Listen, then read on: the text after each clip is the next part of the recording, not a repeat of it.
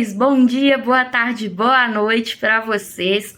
O tema de hoje é ditadura militar, tema quentinho aí pro Enem, que tá quase aí batendo na porta, e para vários outros vestibulares, como por exemplo o da UENG, que tá aí também daqui a pouco.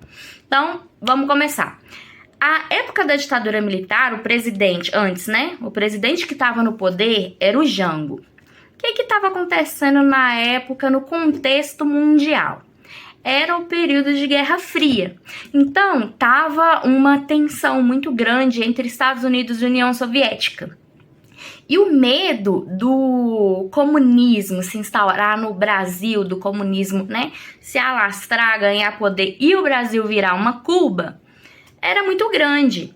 E esse presidente, o Jango, ele tinha várias medidas que se assimilavam muito com o comunismo, e isso estava incomodando a população, os militares não estavam satisfeitos. Por exemplo, ele estava tentando instaurar uma reforma agrária. Isso é uma coisa que levava, a população a pensar muito que ele queria transformar o Brasil ali em Cuba. E esse grande medo do comunismo, que era vivido naquele período, fez com que a população não estivesse a favor do Jango e que os militares, que também não estavam a favor do governo, conseguissem aquele pontapé para poder ir lá e dar um golpe e tomar o poder. Então, em 31 de março e 1º de abril de 1964, os militares foram lá e tomaram o poder. Aí vocês pensam assim, Dai, mas como assim os militares foram lá, tomaram o poder e o presidente não fez nada, só deixou que acontecesse? Seguinte, como a tensão ali com a Guerra Fria era muito grande, e aquele combate ao comunismo estava sendo muito grande, o Jango tinha medo dos Estados Unidos enviarem tropas para o Brasil e acabar tendo uma guerra civil. Então ele deixou para lá, os militares vieram e tomaram o poder. A população que apoiou tudo isso, para tirar o Jango do poder e tal, acharam que quando os militares fossem lá e tirassem o Jango do poder, iam continuar com a democracia, ia vir um novo presidente, iam ter eleições e tudo mais. Só que não foi assim. Os militares decidiram dar o golpe e implantar uma ditadura militar. Pois é, bem complicado, isso? Implantaram a ditadura militar. O primeiro presidente, que era para ele ter ficado até o fim do mandato do presidente anterior, que era o Jango. Só que ele deu um jeito de ficar mais, Esses golpes que esse pessoal dá, vocês já viram, Então foi o Castelo Branco. Ele foi o primeiro, ele era o general Castelo Branco, o primeiro militar a ser presidente na época da ditadura militar. Então, a primeira coisa que ele fez foi implantar o primeiro ato institucional. Hoje, a gente está aqui por base da nossa Constituição, que diz nossos direitos e deveres. Agora, o que ele fez na época? É como se ele deixasse a Constituição de lado e instaurasse esses atos institucionais e liderasse a partir desses atos institucionais. O primeiro ato institucional, ele aumentou o poder executivo, então quer dizer que ele aumentou seu próprio poder, ele começou a cassar mandatos de políticos, de professores, de pessoas com cargos públicos que eram contra ele, começou a caçar ali os mandatos pessoal. E ele instaurou as eleições indiretas para presidente. Então, tá aí formada a nossa ditadura militar. Esse foi o primeiro ato institucional. Depois ele criou o segundo ato institucional, que criava o bipartidarismo. Bipartidarismo. O que é isso, Daiane? Seguinte, não podiam mais ter mais de 2 partidos. Não tem mais multipartidarismo igual a gente tem hoje.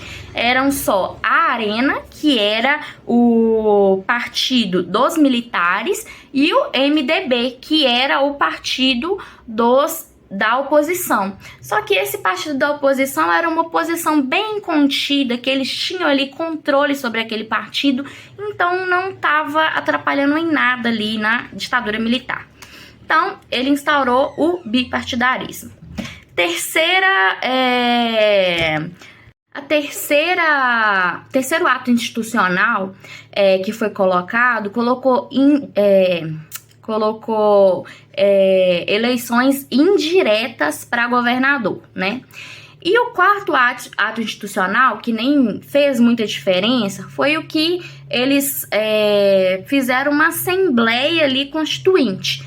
Só que não deu muito certo porque eles queriam colocar muitas coisas ali nas leis, naquela Constituição, que era contra a democracia, era uma coisa que não tinha como ser aceita. Então eles não deram andamento àquilo. E a quinta... o Castelo Branco, ele começou a implantar medidas econômicas, porque na época o Brasil estava passando por uma crise econômica muito grande. Só que o que ele fez? Ele começou a aumentar impostos, que aumentou a inflação, e houve o arroxo salarial. O que é isso? O salário, ele não acompanha o crescimento da inflação. Então, fica tudo muito caro e o seu salário, ele não acompanha. Então, foi uma medida que foi muito impopular na época, que deixou várias pessoas, né, com raiva daquilo. E foi quando começou... alguns atentados assim, né? Muitas revoltas, o pessoal tava indo pra rua protestar, vários estudantes iam pra rua protestar. Foram medidas impopulares.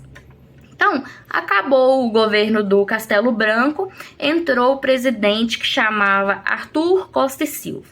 Então, durante o governo dele, do Arthur Costa e Silva, a oposição à ditadura, ela aumentou muito. Então foi a época que muitos estudantes mesmo começaram a ir para a rua, começaram a protestar, e foi criada a Frente Ampla. Daí o que era a Frente Ampla? Era uma união entre o JK, que era o ex-presidente, um ex-presidente antes, né? O Jango, que também era ex-presidente, e também o Carlos Lacerda. Então, eles eram uma oposição via institucional, no caso.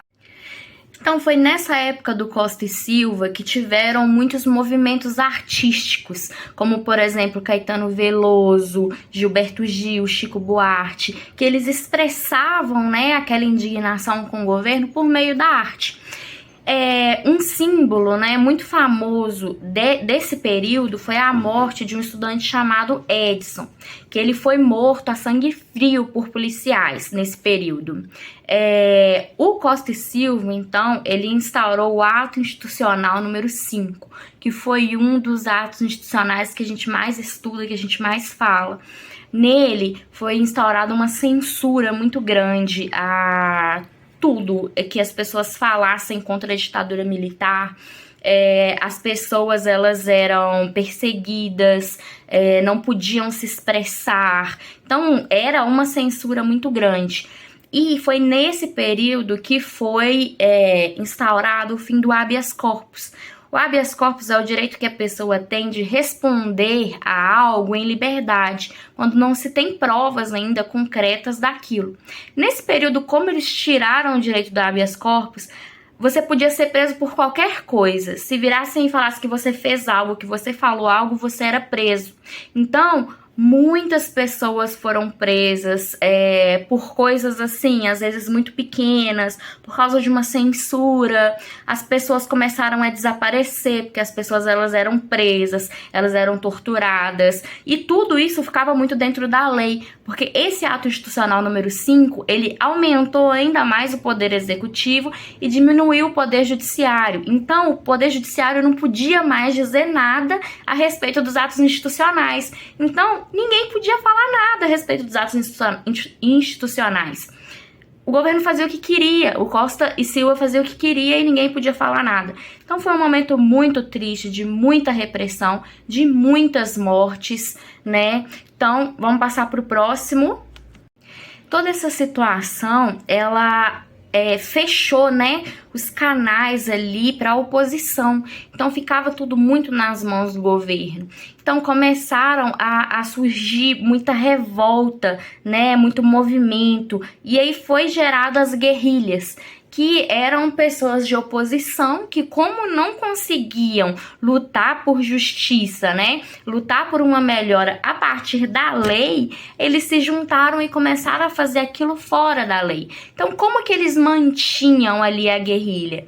Eles assaltavam bancos, assaltavam carros fortes, para eles terem dinheiro para poder se manter e assim lutar contra o governo. Várias pessoas que participaram das guerrilhas ainda estão na nossa política hoje.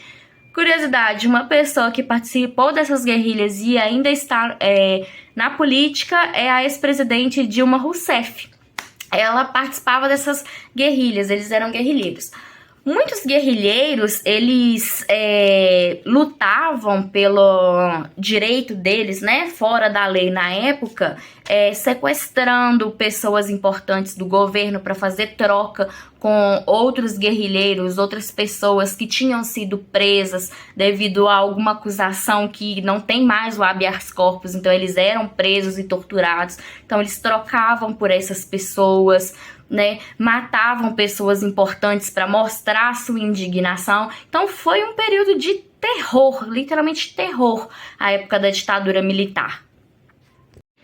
Com tudo isso que estava acontecendo no governo de Costa e Silva, o presidente Costa e Silva acabou sofrendo um AVC e teve que ser afastado das suas funções de presidente.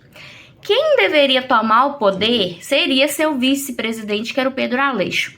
Só que o Pedro Aleixo, ele não era militar. Então, os militares, eles se juntaram e deram um golpe dentro do golpe para não deixar o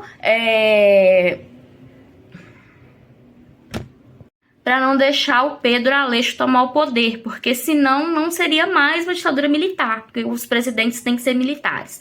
Então, foi colocado no lugar o Médici. Então, o Médici, ele foi, assim, o presidente, né, da ditadura militar mais famoso. Por quê? Foi no período, né, do Médici que tiveram mais torturas, que mais pessoas foram presas, que mais pessoas foram mortas, e também foi o período que teve o milagre econômico. Então, por que surgiu esse milagre econômico? Como lá no começo tinha tido todas aquelas medidas, né, que a população era totalmente contra, que foi o arrocho salarial, aumento de impostos, né, aumentou a inflação. Então, durante esse tempo, quando chegou no Médici, o PIB do Brasil estava lá em cima, a economia estava top. E foi nesse momento que começaram a vir os itens, né, de sucesso para o Brasil, de desenvolvimento, como geladeira, fogão e tantas coisas mais industrializadas que vinham de fora. Esse milagre econômico, ele aconteceu mais ou menos 1968 a 1973, por causa de muito investimento, né, no setor privado, nacional, estatal do Brasil, investimento pesado mesmo. E foi nesse período também do Médici, né, que a gente ganhou a Copa de 1970. Isso de ter ganhado a Copa de 1970 virou uma propaganda muito grande, que foi dito: o Brasil ganhou a Copa Mundial porque a gente tá numa ditadura militar, porque o Brasil tá bem, a gente tá com milagre econômico, nosso PIB tá lá em cima, o Brasil tá top. E aí começaram a vir todas aquelas propagandas muito nacionalistas, né? Somos brasileiros com amor, Brasil, ou você ama ou vai embora. Então era tudo muito relacionado a essa coisa de ser brasileiro, da ditadura militar tá sendo bom. Então foram feitas muitas propagandas na época. Até hoje, pessoas que são a favor da ditadura militar relacionam a ditadura militar com esse milagre econômico, porque foi devido à ditadura militar e essas medidas impopulares que o PIB aumentou e teve toda aquela... todo o processo do milagre econômico. Mas foi também nessa época que muita gente morreu, foi muita repressão, muita censura. Então, né, é complicado, é uma coisa boa, mas também muitas coisas ruins, né? Muitas pessoas sofreram com a ditadura militar. Nessa época de Médici também, foi um período que teve muita influência e muito investimento na engenharia civil, na construção civil. Foi nessa época que foi construído a Ponte Rio-Niterói, a rodovia Transamazônica, só que dentre essas obras também foram desviados milhões de reais. Então, situações, né? Depois do governo de Médici, teve o governo de Geisel. Eu sempre tenho dificuldade para falar o nome dele. Misericórdia. O governo de Geisel. Esse governo de Geisel foi a época que instaurou uma crise do petróleo muito grande, que foi nos anos 70, devido a problemas, né, lá no Oriente Médio, com alguns conflitos lá no Oriente Médio, e isso fez impacto aqui também no Brasil. Tá? Foi nessa época que o milagre econômico ele começou a cair. E aí o Brasil ele começou a entrar em crise novamente. Então a população começou a ficar mais insatisfeita ainda com a situação que o Brasil estava. Nesse momento, os militares eles começaram a perceber que eles não iam conseguir sustentar a ditadura por muito tempo. Mas eles decidiram que a ditadura ela ia acabar de forma contida, gradual, tranquila. Então, eles criaram aí o Plano Nacional de Desenvolvimento. Esse plano foi feito para tentar conter essa crise. Além disso, eles aprovaram a Lei Falcão e o Pacote de Abril. Essas medidas eram medidas autoritárias que visavam impedir a vitória do MDB nas eleições, né? Que é o partido da oposição aí.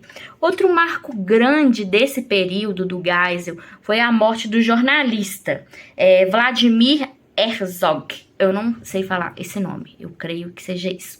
Esse jornalista, ele foi chamado na delegacia, uma delegacia da ditadura, para prestar depoimento, fazer um boletim, alguma coisa assim. E ele desapareceu misteriosamente. Um tempinho depois, os militares apareceram com o corpo dele, falando que ele tinha se suicidado dentro de um porão da delegacia da ditadura militar. Então ficou uma história assim bem mal contada, além da foto que eles apresentaram justificando o suicídio dele, era bem nítido que ela era fraudada, porque a altura que eles colocaram que o corpo caiu é muito, tipo, não dava assim pra se matar. Mas aí ficou como se ele tivesse suicidado, mas tá nítido que na verdade ele foi assassinado durante a ditadura, né? Durante aí esse período do Geisel, agora eu falei certo, do Geisel, foi revogada o ato institucional número 5, tá? E a gente entra no próximo presidente da ditadura militar, que foi o Figueiredo. Nesse período do Figueiredo, a crise econômica, ela estava estagnada, então ela não estava nem muito ruim e nem boa, ela só estagnou. E o Figueiredo, ele criou a lei da anistia. O que era isso? Todas as pessoas que cometeram os crimes, né, da política durante a ditadura militar eram perdoados.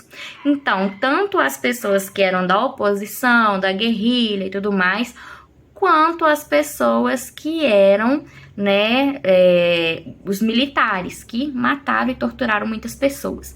Com isso, né, dessa lei da anistia, claro que foi bom para os opositores, mas também foi ruim porque como foi perdoado todas as pessoas ali, os militares também, as pessoas que estavam desaparecidas ou que foram mortas, as pessoas que estavam desaparecidas não foram encontradas, né?